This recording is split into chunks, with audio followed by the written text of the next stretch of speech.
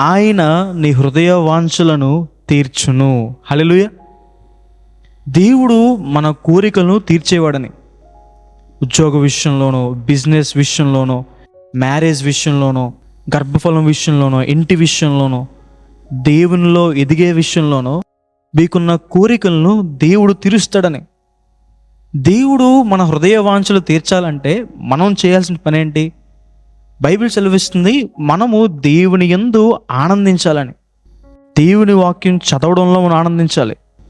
ప్రార్థన చేయడంలో మనకు ఆనందం ఉండాలి. దేవుని మందిరానికి రావడంలో మనకు ఆనందం, ఆసక్తి ఉండాలి. దేవుని కోసం ఇవ్వడంలో మనకు ఆనందము, ఆసక్తి ఉండాలి. పరిశుద్ధంగా జీవించడంలో, న్యాయంగా జీవించడంలో మనకు ఆనందం ఉండాలి. లోకంలో చాలామంది పాపంలో ఆనందిస్తారు, అపవిత్రతలో ఆనందిస్తారు, బూతులు, అబద్ధాలు, మోసం, అక్రమంలో ఆనందిస్తారు. కానీ దేవుని ప్రజలుగా మనం దేవునిలో ఆనందించాలి. అప్పుడు దేవుడు మన హృదయ వాంఛల్ని, మన మనోభీష్టాన్ని ఆయన సఫలం చేస్తాడని.